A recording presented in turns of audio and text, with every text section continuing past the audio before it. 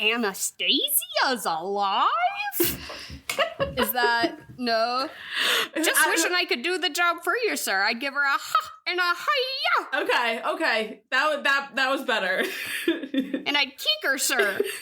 No, I think... you sound more like Cher from... Oh my god, it's because I've been thinking about Cher. Yeah, Dara and I both saw the Cher show in Worcester this week. Separately. Independently of each other with two separate groups of people. Mm-hmm.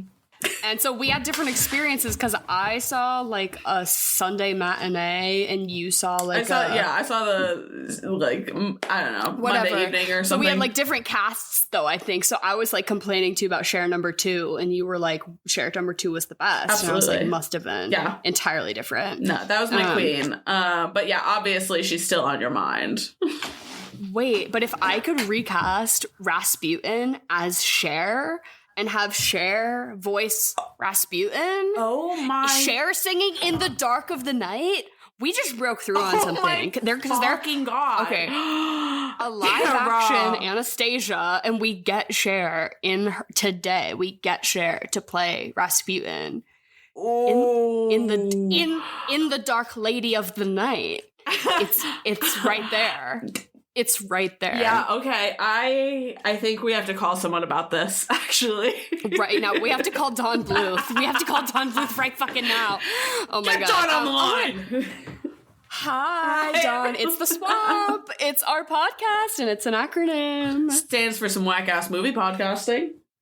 And this month, we let my mother, Jen, pick all the movies. But instead of just picking something, she decided to pick 2 things, give it a category, and make us pick then from that. So this week was just animated movies, and it was between this and Nimona. And I've been wanting to cover this on the pod for a while now, so I seized the opportunity to do a little 1997's Anastasia episode because you have never seen this movie. Yeah, no, I hadn't at all.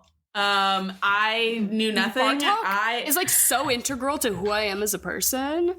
Yeah, as bad of an impression as that just was, like Bartok, he's everything to me.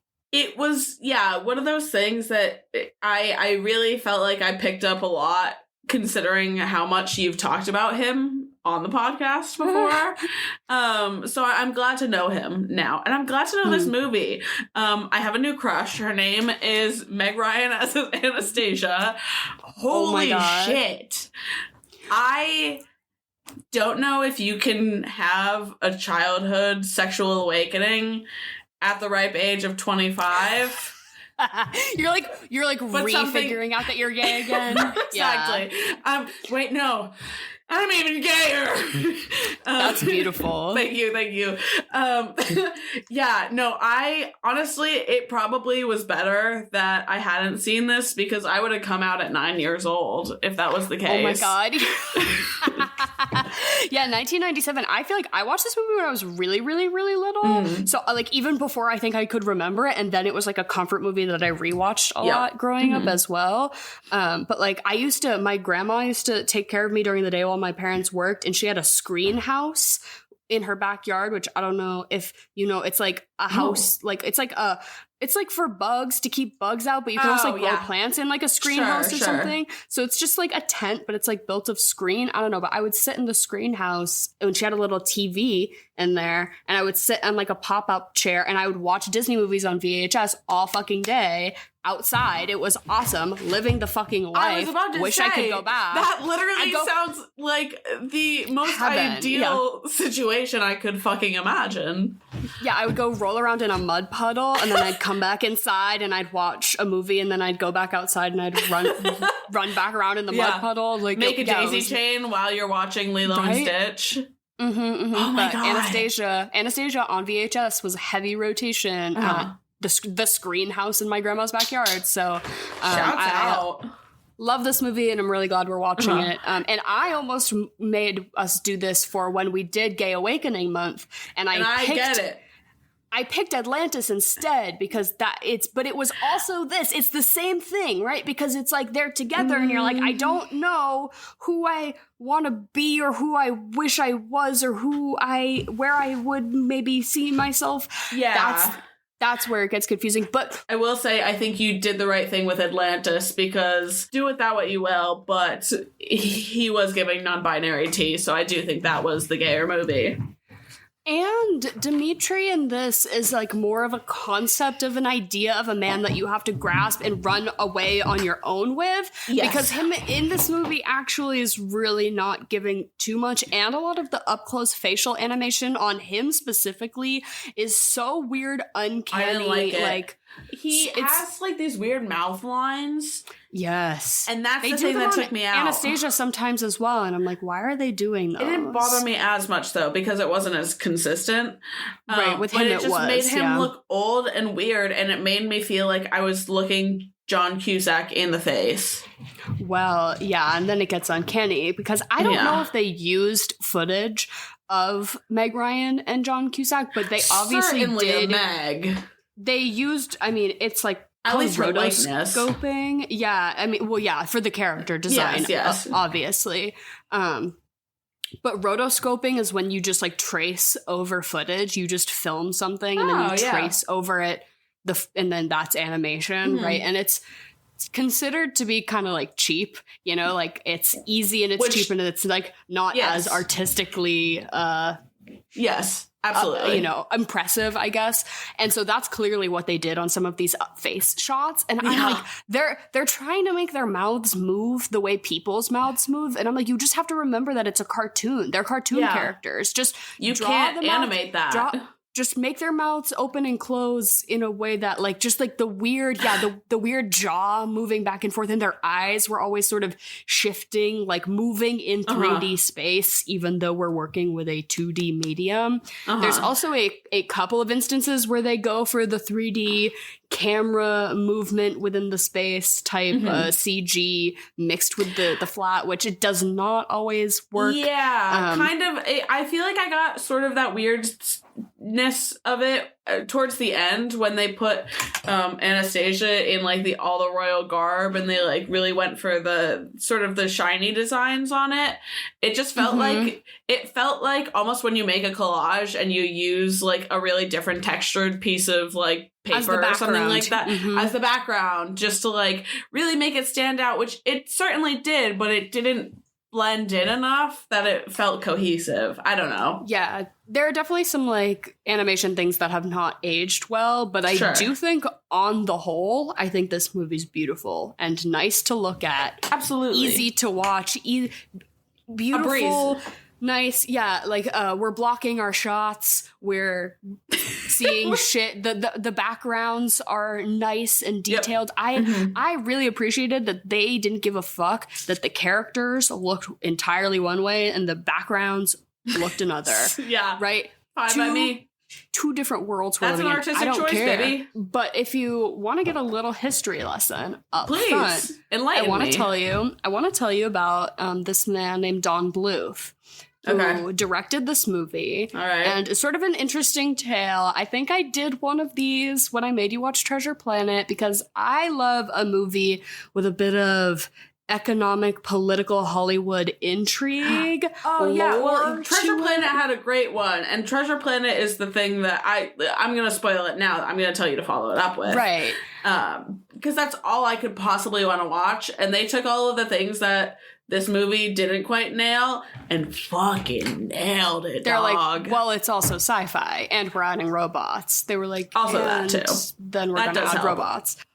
Okay, let me strap in for my history lesson. So Don Bluth was a young animator, and he got a job at Disney, and he worked on Sleeping Beauty. What's the one with Aurora and she pricks her finger? That is Sleeping Beauty. That is Sleeping Beauty. No, Sleeping Beauty is Snow White. No, Snow White is Snow White. No, it's not. It's Sleeping Beauty is Aurora. Her name's Aurora, and she pricks her finger on the spindle. They're always falling asleep. These bitches are always falling asleep. So Sleeping Beauty. No, she has Maleficent. Wait. Anyways, he works on Sleeping Beauty. And then he was an animator at Disney until 1978. So he works on a lot of those, like, Fox and the Hound, think that era of Disney. Like, it's still the sexy ones. It's still the flat 2D animation, the drawings. Oh, no, I was thinking Not the Fox and the Hound. Sorry, I was thinking of Robin Hood. Robin Hood. Well, I think he did work on that as well. So, but no, you're correct. The Fox and the Hound is the farthest thing from a sexy movie. It's very sad.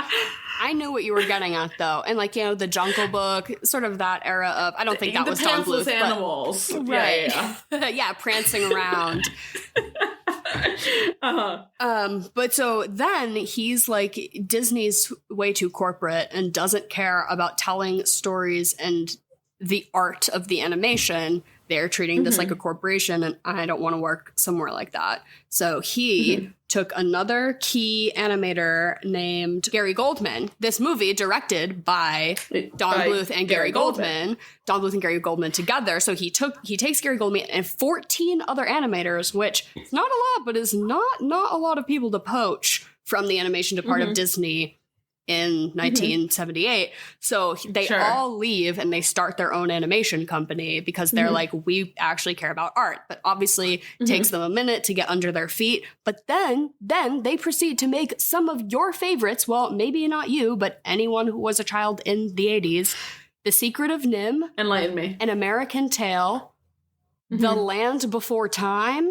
Does that ring a bell? All Dogs Go to Heaven. Heavy hitter. All Dogs Go to Heaven.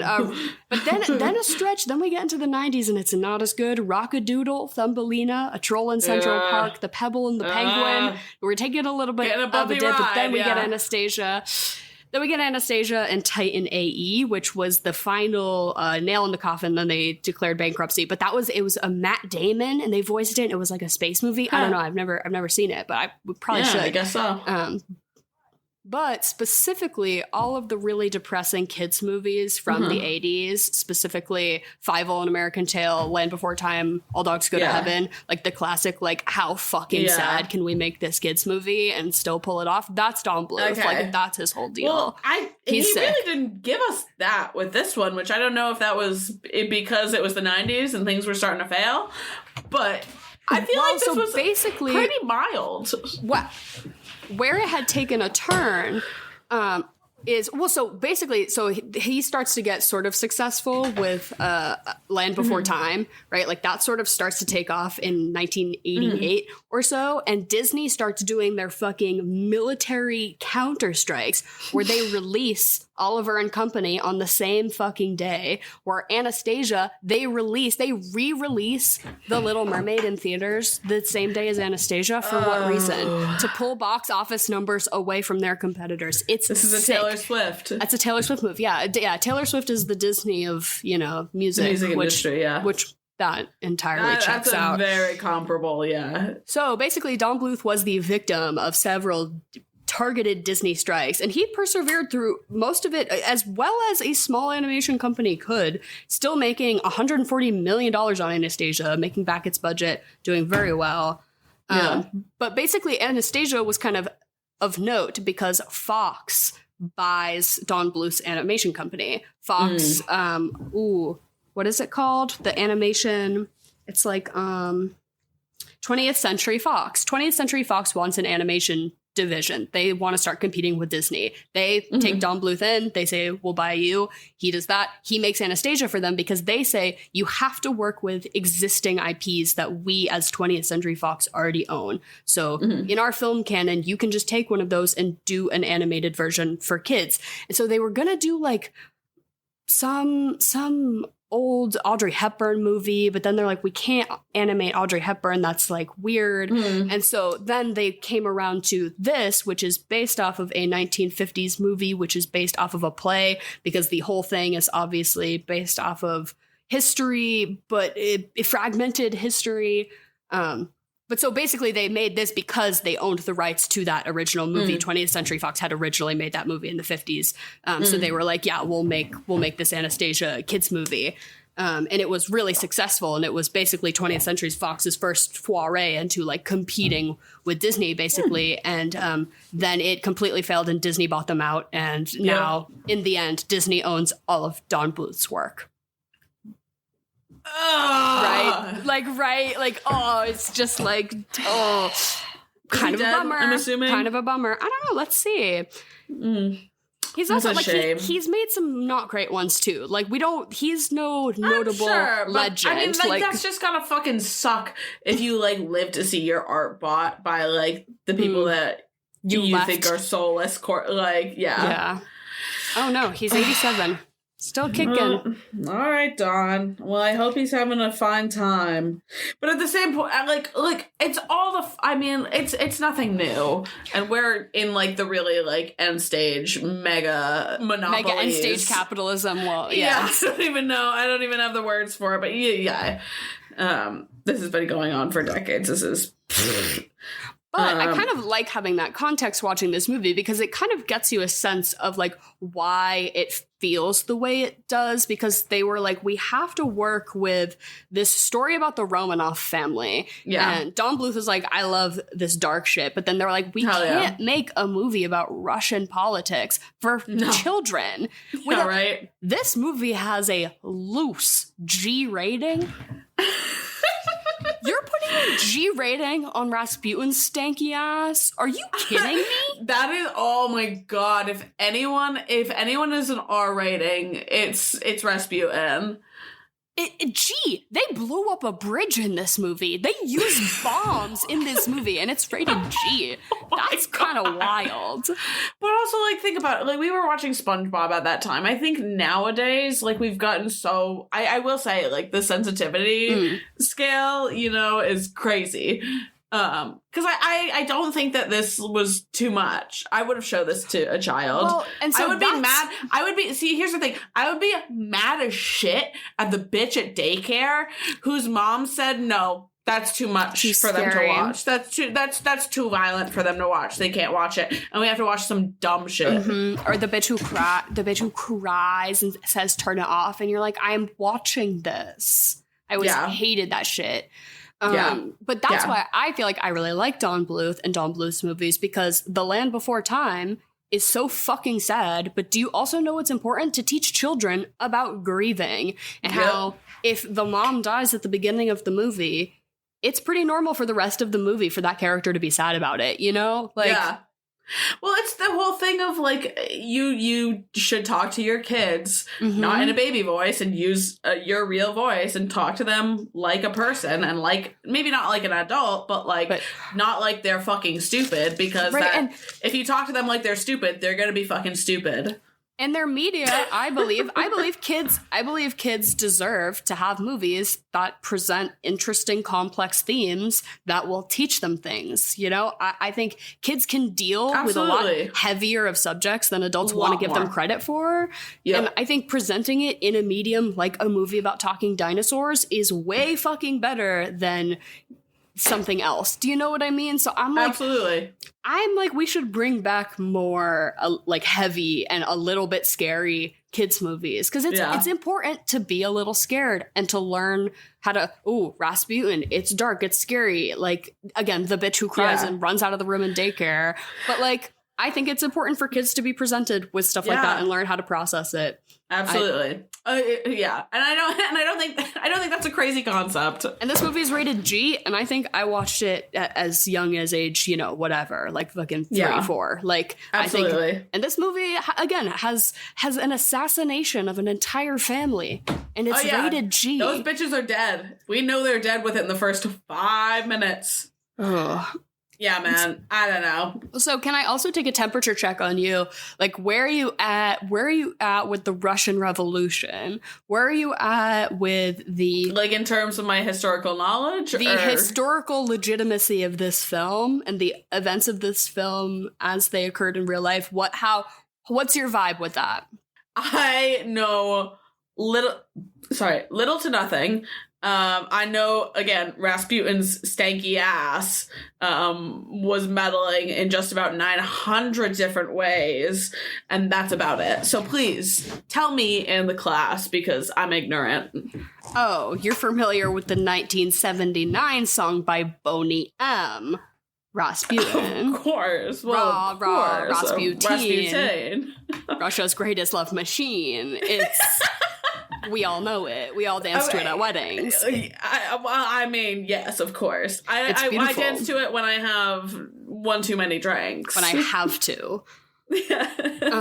So do you know about like his penis is pickled in a jar? You know about that? Yeah, I've heard. Yes, right. And I know he's like the vague like nastiness of it, the lore, and like he's people tried to poison him like 500 different times, and he just wouldn't fucking die. Mm-hmm. And in real life, though, he was not an official religious, like, appointed person. He just, like, showed up places and started being like, I'm a holy man, I'm a healer. And they just, like, that worked for him until he was the right-hand man of the fucking czar. Crazy. Oh my God. Elon Musk. He's Elon Musking his way. Literally, he would have loved social media. I feel like Elon Musk is the modern day Rasputin, but it's inverted, whereas Rasputin's dick was so big, it scared everyone into submission. Elon Musk's dick is so small that it makes everyone confused. Buy his cars. I don't know, man. I don't know. If anyone was gonna what is it? Something the storm. Weather the storm. Weather the storm, it would be Grimes. Oh my God, did you see she's like performing at a Pride festival and everyone was like, she needs to be like, put away. Like, I think that there's a handful of celebrities like you can get your pass on. At this point, she's she's irredeemable to me for all of this. Right. Like, I don't care what sort of sassy shit you're saying on Twitter, Grimes. Sure. Like, the accountability level is very clear. I'm on Azalea Banks' side. Well, do not say that. That we are. Sorry, someone's gonna clip that. Someone's gonna clip that, but never mind. And we are not saying that. But Azalea Banks does sort of have the wild charisma and the weird sex magic that I imagine that Rasputin possessed. The ability to enchant the public. But what had happened was Rasputin basically was like a healer because the Tsar's son had hemophilia, so he would bleed a lot and his blood wouldn't clot. And when Rasputin was around, he would send all the nurses away, so they weren't giving him aspirin, and aspirin's a blood thinner, so obviously when he was taking that, it was much worse. So basically, because Rasputin was like, don't take any medicine, just hang out with me, he's like, I feel so much better now. And that was basically why Rasputin like got to be, and he was pulling strings and using his big dick and swinging it all around and whatever. How big was it?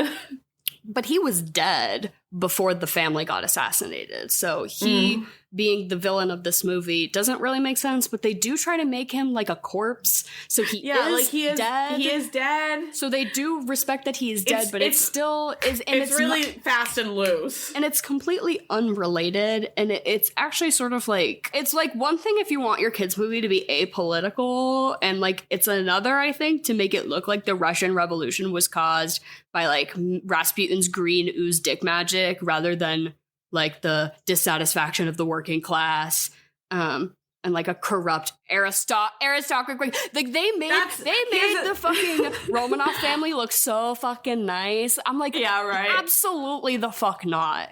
No, that's the thing. If they went by the books, that's the thing that would have gotten this like a rating bump. They're like, okay, Rasputin's nasty cock. Fine, all for it. Explosions, fine, all for it. Union strikes, They barely scratched the surface. I believe in one of the opening musical numbers. Also, this is a movie, a fucking musical. But I often forget that because so many of the songs are so unnoteworthy that I forget that they are there entirely. Other than Rasputin's song "In the Dark of the Night," which is one of the better villain songs of the animated canon. I will give you that. I will give you that. The Bugs harmonizing with Corpse Rasputin. Loved. Do you know what that did to me as a child? It was really important.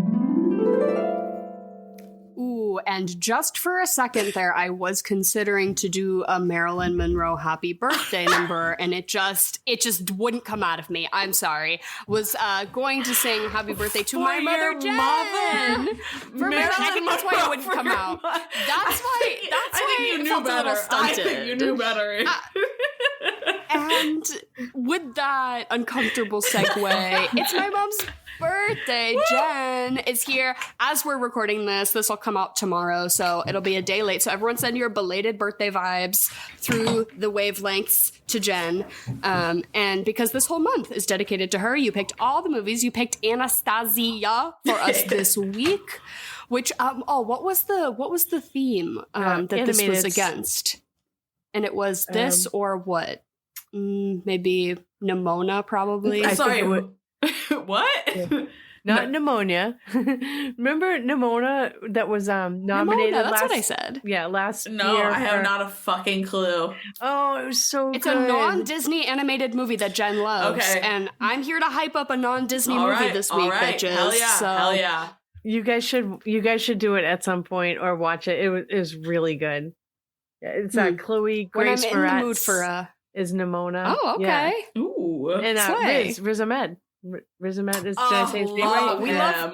Yeah. Love Okay, that okay, man. I'm sold. But is there a theme for this week's Chocolate or Vanilla, which is your interim podcast segment where you say two things and we all just say which one we like better? There is a theme. I am going to tell everyone. I was telling Emily, everybody was so nice to me today. Aww. Yeah, like Love I think that. because you do this thing at work where they make you a cake so everyone knows it's your birthday. Yeah.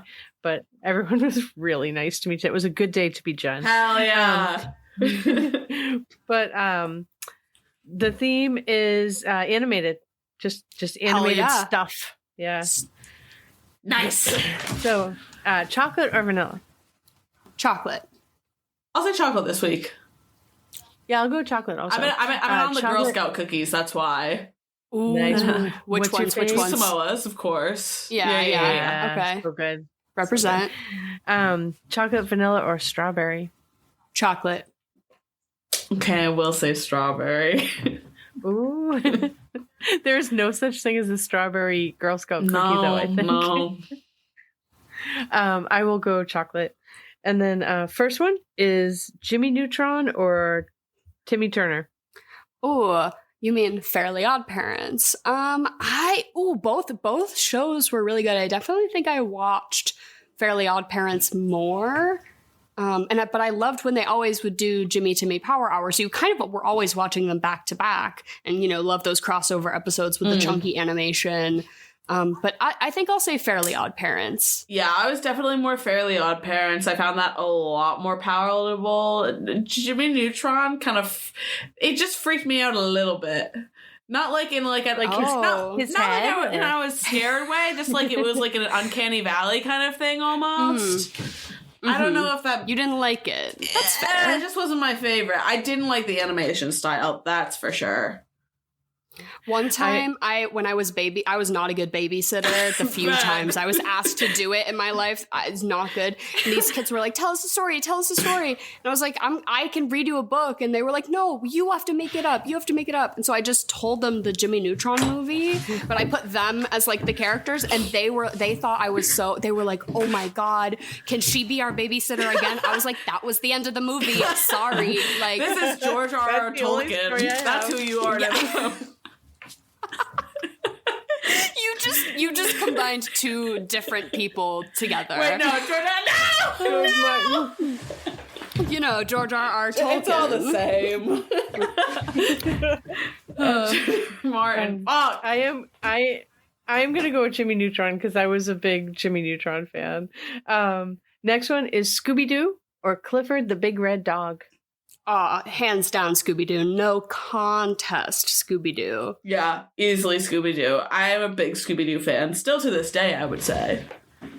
Yeah, think they Scooby-Doo holds up. Yeah. I think they recently made like a quote unquote live action Clifford the Big Red Dog movie. Yeah, that sounds familiar. That just like negates the point of the whole fucking thing. You idiots. You don't think that about the live action Scooby-Doo though?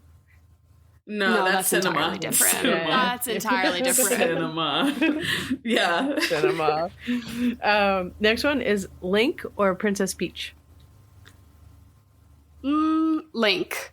There's more going on there. Unfortunately, Peach Peach could have her own stuff going on. She's pretty good at golf these days. They're promoting her tennis and whatnot. But, you know, I'm not as interested in what Peach has got going on. Whereas, sorry, you need to tell me more about the promoing her playing golf. Well, it's just, I feel like she's always, you know, Wii Sports, you know, Princess Peach is always like doing doubles with Daisy. Do you know what I mean? No. Like, she's always out there on the course. Oh, maybe I'm just not caught up on Nintendo. I don't know. But I want less going on. I'm going for Peach on this one. I also wasn't like a Zelda kid ever, so. I'm going to go with Link and shout out to Neil. My nephew Neil loved Link growing up. Maybe he still does. I feel like I don't play any Legend of Zelda, but most of the men in my life, like almost every man I know is like very into it. And Ryan, so I feel like that's Ryan did a whole reputable. Big Link cosplay. It was great. Mm-hmm. Nice. Yeah.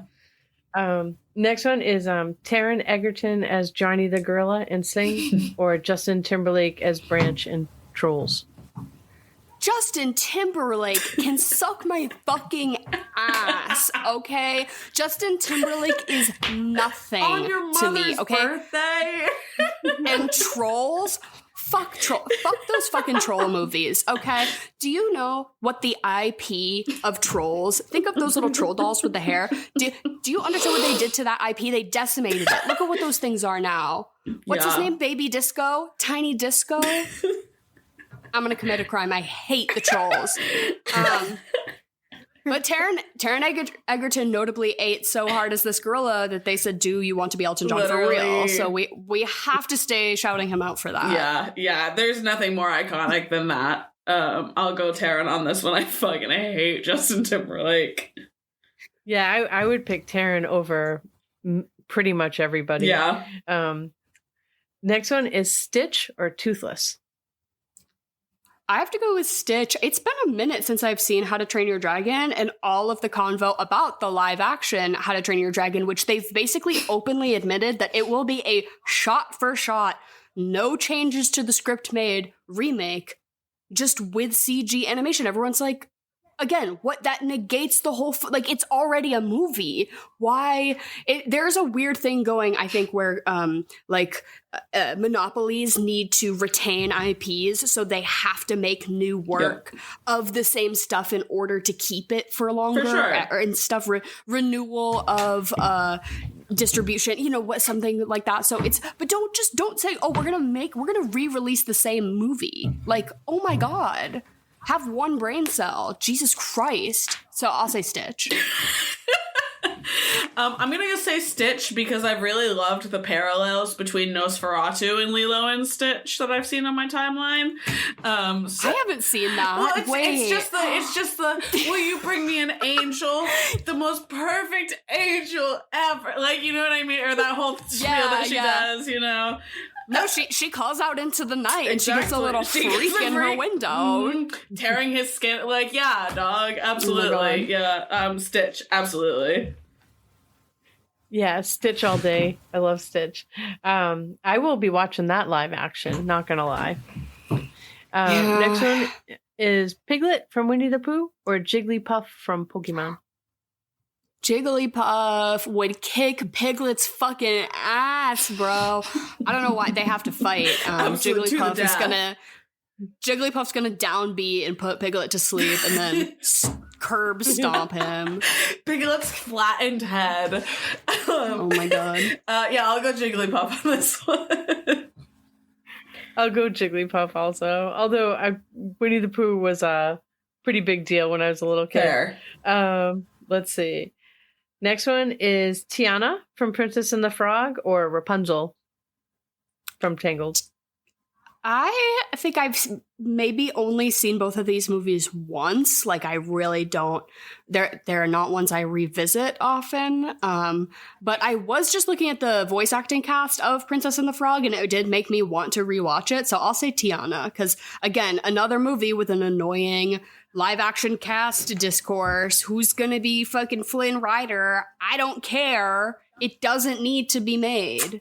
Anyways, I'm beating this dead horse.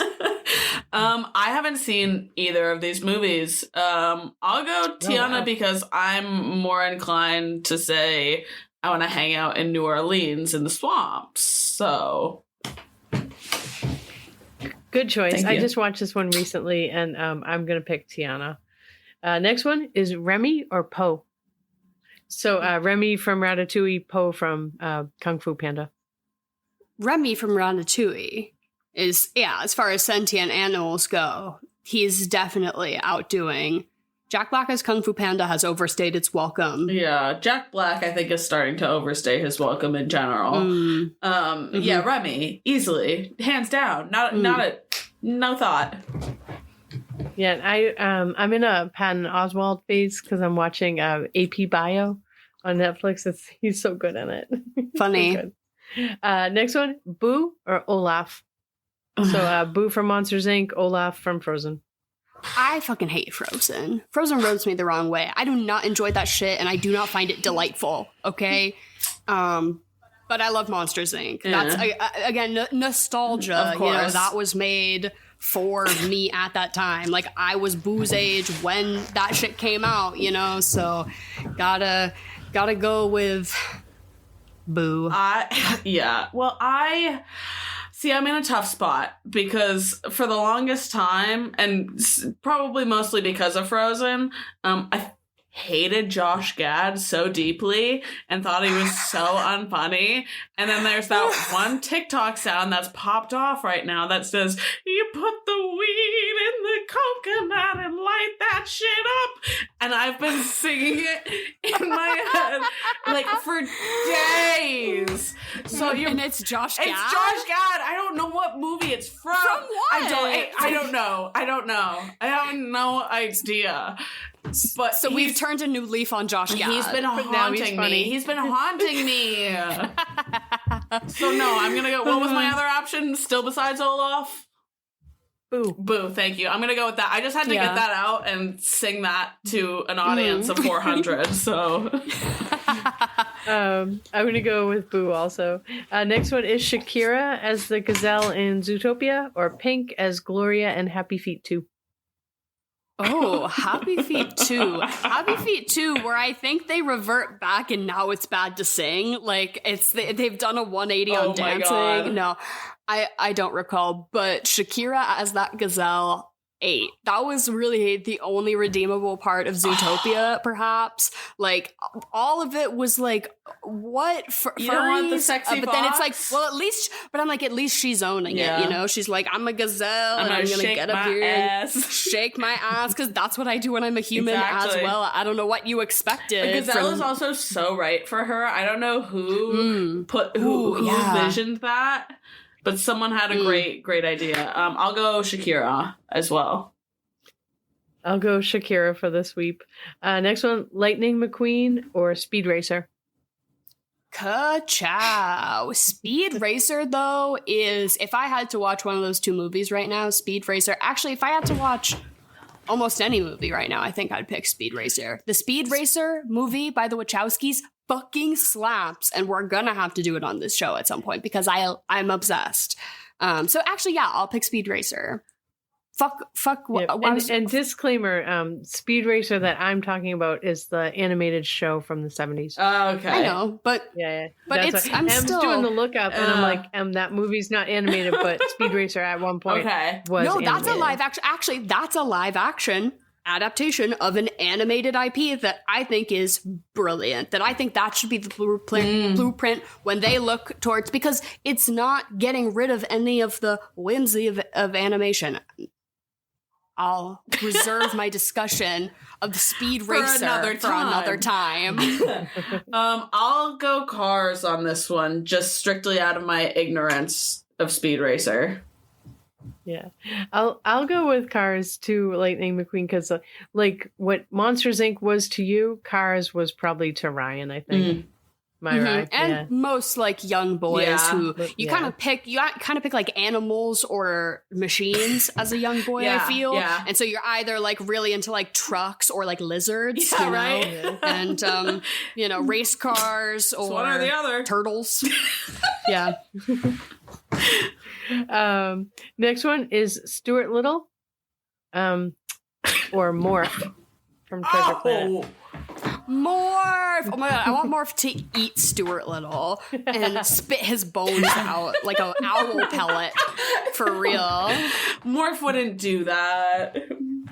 He would. He would. He absolutely would. Yeah, Morph is my guy. He's probably my favorite sidekick that I've seen in the last, I don't know. I guess out of like any sort of like old school Disney Pixar like animated shortsies. I love that man. I used to chew on that McDonald's toy that I got of him. Yes. In the bath. I remember bringing it in the bath with me a lot because it was waterproof. Yeah. Yes, exactly.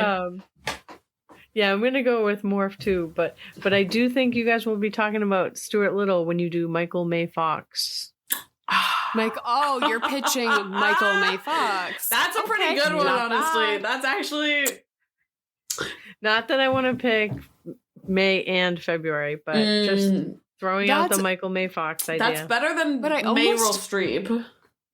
I feel like the plan has to get worse every year. I feel like at some point we have to be like Philip C. Mayor Hoffman. Wait, that's actually kind of good. Octavia Spence Mayer. Yeah, I don't know. Last one. Ready? Flo, Wallace and Gromit, Moana 2, Inside Out 2, or Wild Robot? Jesus Christ. These are the Oscar nominations. These are the Oscar noms. Best animated feature this year. I have to look them up. I will say proudly that I am rocking hard with Wallace and Gromit this awards season. They are a front runner. They won the BAFTA, but that's obvious because that's British. And what is more British than Wallace and Gromit? But I thought it was a good movie. I watched it. I've actually seen a fair number. I saw Flo. I saw The Wild Robot. And then I haven't seen Moana 2. And what was the other one? What am I missing? Inside Out 2. Inside Out 2. No. Yeah. I'll go Wallace and Gromit. Okay, yeah. I'm going to go Wild Robot because I think it's going to win. And that is it for animated chocolate or vanilla on my birthday. Woo! Hell yeah. Exceptional. Happy birthday, Jen. Thank you. We love you, and we'll see you next week. Okay, I love you guys. Have an awesome night. I love you, Jen. Bye. Can I tell you? Okay. I'm sure. Okay.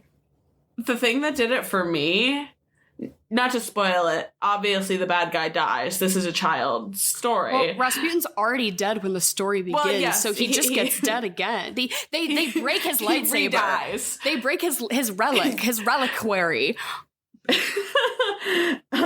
The way that Rasputin's skeleton wiggled and disintegrated made my toes curl. I just about let out an audible moan when I watched that because my eyes rolled back. Hey, he died how he lived. Busting nuts. Because that was another thing about Rasputin was that he was he was like the priest of the Church of Gooning, basically, is he thought that he thought that was the part of like Orthodox Christianity that he was into, like the specific sect, he was like, you're closest to God when you're like about to bust. He's like, that's as close as you can feel to holiness. And like that was sort of the proposition that he brought to church. And everyone was sort of like, okay, Rasputin. No, that's so real. But then sometimes real. Orgies, and it's like sucking your own dick in orgies because you're like, we got to talk to God. Like it's right before you come. Sure. We got to talk to God. So that's what like Rasputin's whole deal was religiously. And he also, there's like a whole thing. He like did a bunch of pilgrimages and he walked like from Russia to fucking Greece, like on foot. He just like walked there. This is the kind of guy too that I'm sure was doing like psychedelics before people knew what psychedelics were as well. He wore the same shirt the whole time. Like disgusting shit Rasputin was on. Rasputin is sort of this like guy we can laugh at in retrospect, but like at the time in Russian history, he is like ominous and very scary. And to place him as the bad guy in a kid's movie, he's like a dark, scary. And then they also made him a zombie. And then he's also like with the green ooze. And so that's where you get Bartok. You get Hank Azaria doing a silly voice telling you it's okay to laugh at Rasputin. It's pretty silly, actually. It's brilliant. Yeah, honestly, because you don't get that. He was very much his own sidekick, I suppose. like, not his own sidekick, but like, out of all of the kids' movies that I watched, I think he is very unique in that way, I suppose. I don't know. Like, obsessed with the fact that he can't condone any of his actions in the end. He's like, yeah, this guy's nuts. I'm over it. Oh, he keeps being like, I don't know about that, sir. Like, exactly. Yeah. Because, like, it's 90% of the time the sidekicks are like, oh, yeah, man, might as well do it. Or they're like a goon, like a compliant goon. Mm-hmm. Yeah, real. And I love that this movie one has ends. A brain. This movie ends with telling us what the question we've been asking ourselves this whole time, which is, will Bartok get laid? And the answer is yes. They get a little girl bat to come down. They smooch. It's so good. I love it was so unnecessary. And she had to wrap it up in a little bow. She was so stylized too. They're like, no, she's a hot girl bat too. We're gonna make sure you know that. We want to make sure that you know that Bartok gets ass. Okay. In case you had any doubts. Also, watching the fucking credits roll for this was crazy because I didn't clock half of these people. I knew Meg Ryan. I knew John Cusack. That was about it. I should have known Kirsten Dunst would have her grubby little 90s fingers in this. Crazy. So they got famous people to do the voices, but then they had different people sing. So Meg Ryan didn't sing, John Cusack didn't sing. Those are other people singing. They have baby Kirsten Dunst as the voice. But do you know who did baby Kirsten Dunst singing?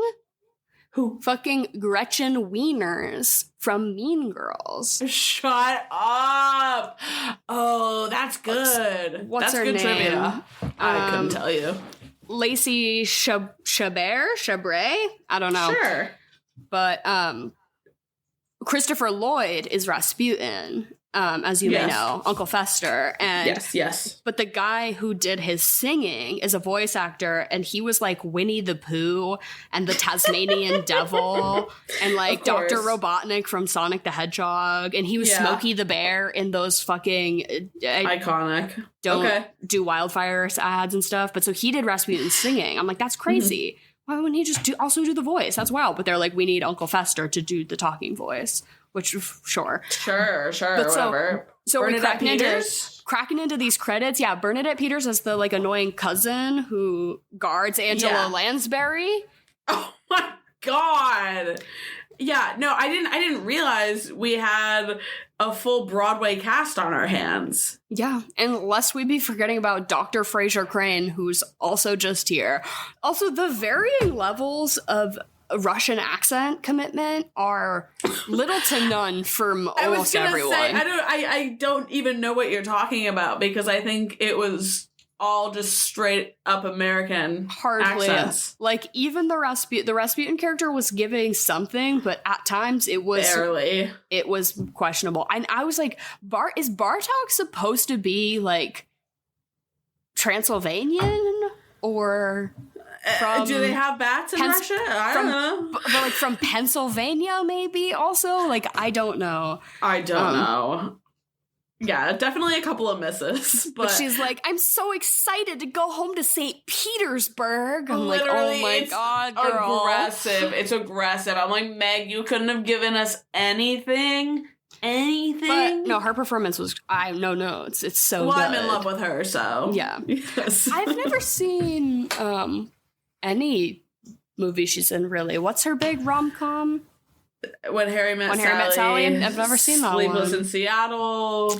Oh, right. The way they got There's her. about 900 other ones. The way they got her to be in this movie was they took a scene of her from Sleepless in Seattle and they animated Anastasia over it saying Meg Ryan's lines. This is a very IMDb fact. And they sent it to her and they were like, look, we made this character after you. Like, there's no one else and we need it to be you. Look, we did. And she was like, okay. She's like, yeah. That would work on me. She's like, that worked on me. Yeah.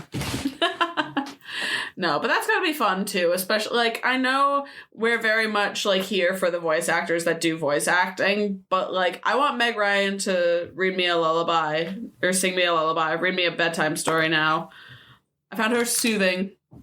But I'm also like, can she not sing? I believe that she could probably have pulled that off. I bet. Were those songs hard? I don't really. I guess I couldn't have sung them. I feel like back in the day, like they were like able. They probably had more money to throw around, honestly, for casting, and they're like, well, if we can get someone better, we might as well. Now they're like scraping by, trying to like, I don't know, bang for their buck. Have you seen that? Speaking of, have you seen that interview that Maya Hawke gave recently? Yes. About the numbers, the following numbers. Yeah. Insane. Absolutely fucking insane. Like when your fucking parents are who they are and they're still asking you how many Instagram followers you have at auditions, that's fucking crazy. Dude, your mom's Uma Thurman. Like, shut the fuck up. Like, not that I'm pro nepotism in that way, but just, Maya Hawke recently did an interview that we're talking about where she basically revealed that at every level of Hollywood, they're assessing, like, and that they're also doing, like, number counting. So in your cast, when you're casting something, like, we have to have a cumulative Instagram following of 6 billion. So, like, you better cast people. Like, that shit's fucking crazy. But animated movies do feel like that. They're like, oh, the Super Mario movie has to have... absolutely. The top 10 100%. most Googled people on Earth. Like, it's, like, wild. For what reason? And now it just makes me... and I'm thinking now of, like, Chris Nolan's The Odyssey that's getting shot right now. I'm like, could you imagine? Like, and I bet it happened on that. Yeah. I bet it happens on every fucking movie. Well, they got Zendaya and they're, like, done. They're like, the pool's done. Exactly. Of course. We filled the pool. We can cast a bunch of unknowns now. Yeah. Oh, my goodness. Should we get into it? Yeah, regularly scheduled programming. Sorry I yapped so much. No. What are you... Well, this is it's a podcast. your movie. Well, this means something to you. In the dark of the night, people will find her. So Fuck, Marry, Kill is really interesting. So I'm gonna say Rasputin, Anastasia, and Dimitri. And I'm gonna kill Dimitri, obviously. Yeah. It's honestly a tough choice of if I want to marry Rasputin or not. I kind of like his vibe. In the state of this movie, it's pretty dire. He is a corpse, and he's dead, and he's made a pact with the dark forces, only to curse the Romanov family. I don't want to get tangled up in all that. His only purpose in life is to haunt these bitches. No, I'm trying to do other shit. I'm like Bartok. I'm like, I gotta get out of here. Okay, fair enough. Because now I'm thinking of the fact that he can detach limbs as a corpse, and that could get real fun. Well, so I'll fuck him. As a certified freak, 7 days a week, Rasputin and that detached arm. If I'm gonna get freaky with anyone, it might as well be top tier. It might as well be Russia's greatest love machine. Yeah. Yeah, and then you marry Anastasia, right? Yeah, I have to agree with you 100%. Okay. I would actually marry her grandmother if we're opening up this. Oh yeah, Angela Lansbury. I would marry the grandmother. She's marry fire. the grandmother. I'm gonna fuck her granddaughter still though. And then I'm gonna kill the annoying cousin. I'm gonna kill Bernadette Peters. Bernadette Peters. Oh my god. Rest in peace. Rest in peace to our big titty bestie. Out of this whole movie. So my wife doesn't need her bestie anymore. I'm her bestie. I'm still gonna fuck Rasputin. I'm gonna be the girl bat who marries Bartok. That's your way? That's yeah. Yeah. I want to be the other fruit bat. Who gets to be in the spin-off film. Of course. Yeah, I like your workaround here. And then who do I get? And then I can kill anyone. Well, I'll kill the Tsar at the beginning of the film. Fair enough. He's got to go anyways. And then what are you gonna eat and drink while you host your little Anastasia gala? I'm getting real comfy, real cozy with this.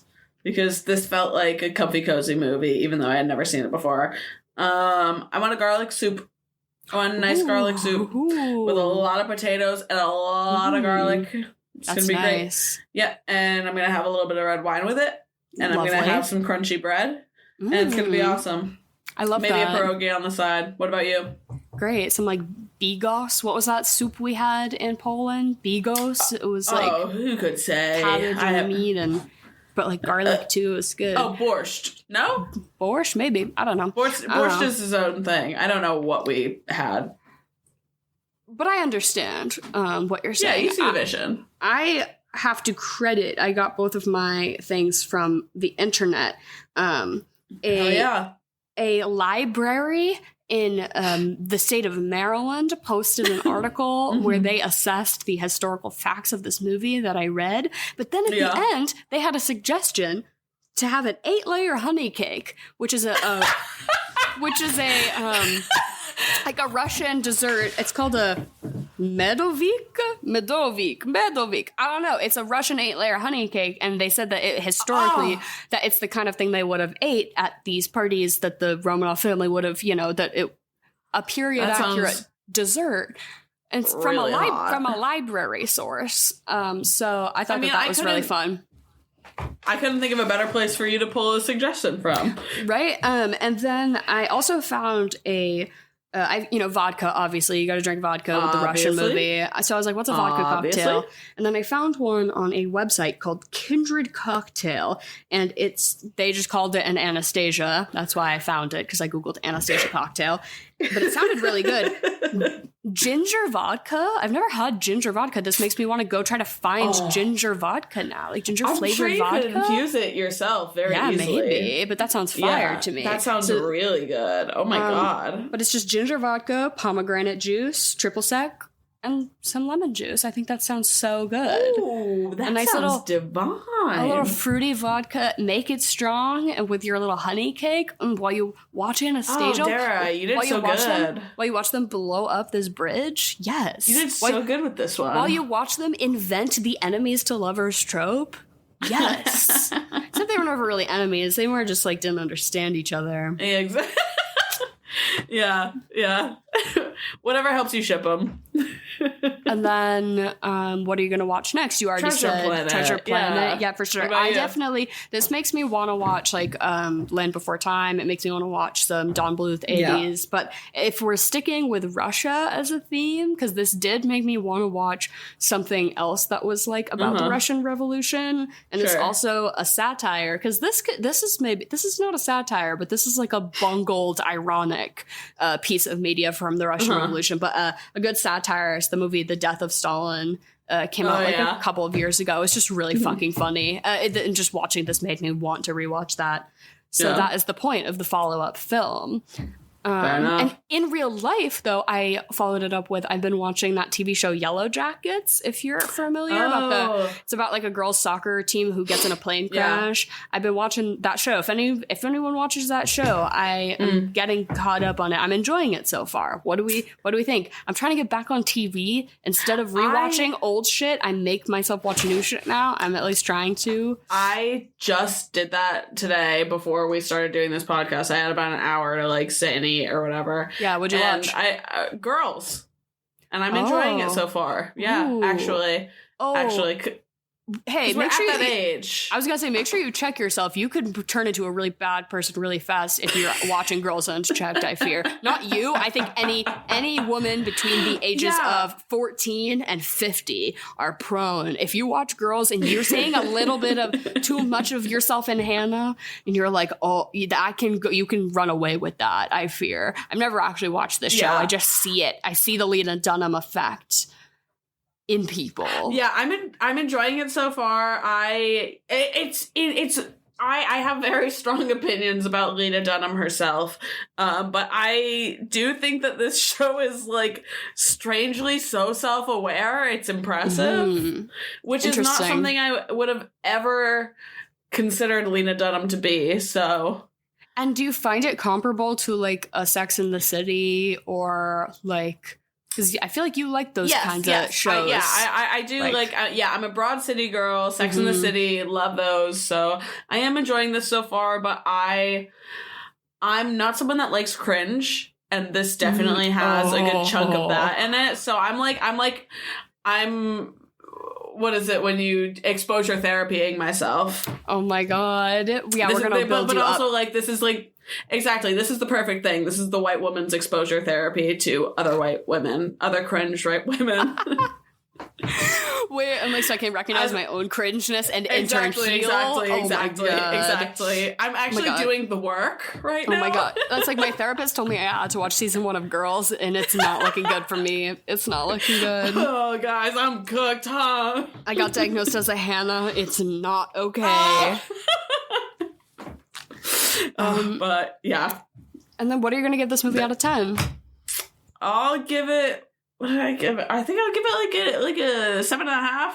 Yeah, I enjoyed it. Agree. Hard yeah, agree. I would really watch this again in like a heartbeat. I did. I put it on while I was in the kitchen doing dishes today. Specifically, I just wanted to watch the In the Dark of the Night Bugs harmonizing scene again because it was stuck in my head. But then I was like, you know what? I'll just leave it on while I cook. I tried to make pistachio butter today.